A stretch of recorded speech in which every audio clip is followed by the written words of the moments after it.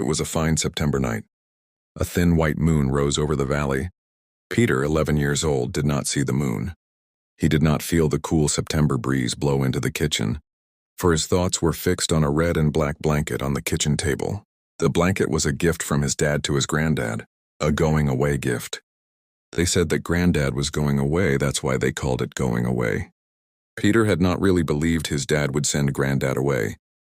But now there it was, the going-away gift. Dad had bought it that very morning. And this was the last evening he and his granddad would have with each other. Together, the old man and the young boy washed the supper dishes. Dad had gone out with the woman he was to marry. He would not be back for some time. When the dishes were finished, the old man and the boy went outside and sat under the moon. "I'll get my harmonica and play for you," the old man said. "I'll play some of the old tunes." But instead of the harmonica, he brought out the blanket. It was a big double blanket.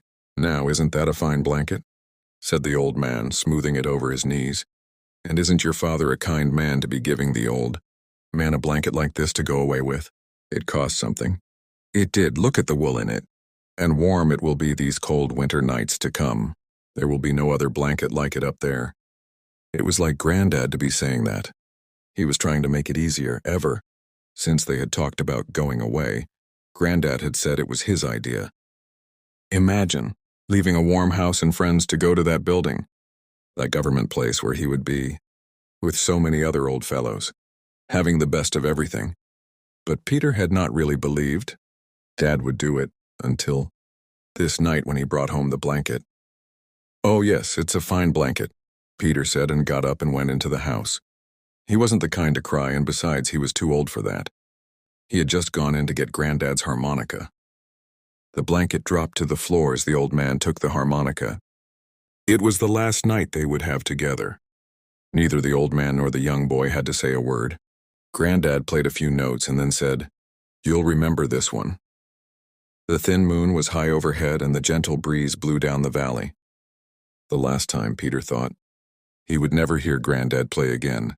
It was well that Dad was moving to a new house away from here. He did not want to sit here outside on fine evenings under a white moon with Granddad gone. The music ended and the two sat for a few minutes in silence. Then Granddad spoke. "Here's something happier." Peter sat and looked out over the valley. Dad would marry that girl.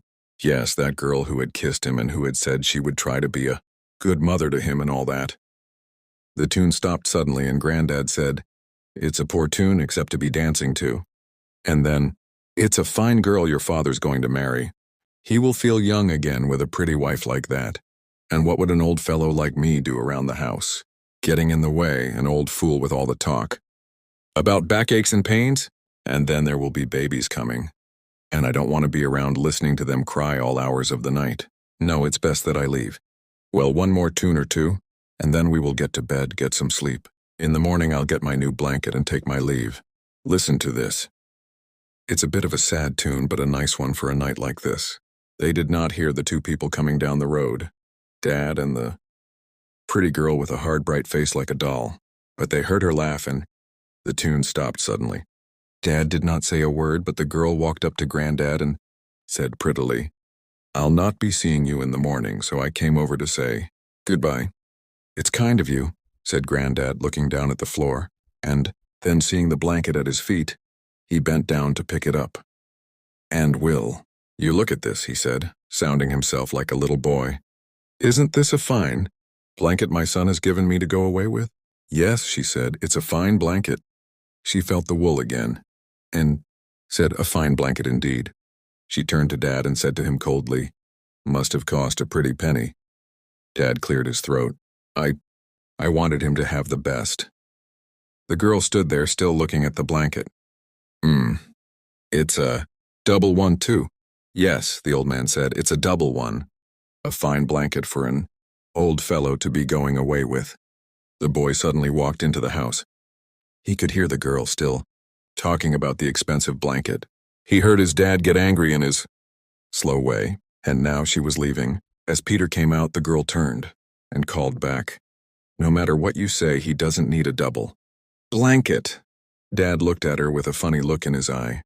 "She is right, Dad," the boy said. "Granddad doesn't need a double blanket here, Dad. and he held out a pair of scissors. "Cut it, Dad. Cut the blanket in two." Both of them looked at the boy surprised. "Cut it in two, I tell you, Dad, and keep the other half." "That's not a bad idea," said Granddad gently. "I don't need such a big blanket." "Yes," the boy said. "A single blanket is enough for an old man when he's sent away. We'll save the other half, Dad. It will come in useful later." "Now what do you mean by that?" asked Dad. "I mean," said the boy slowly, "that I'll give it to you, Dad, when you're old and I'm sending you away." There was a big silence, and then Dad went over to Granddad and stood before him, not saying a word. But Granddad understood, for he put out his hand and laid it on Dad's shoulder. Peter was watching them, and he heard Granddad whisper softly, "It's all right, son. I knew you didn't mean it." And then Peter cried. But it didn't matter because all three were crying together.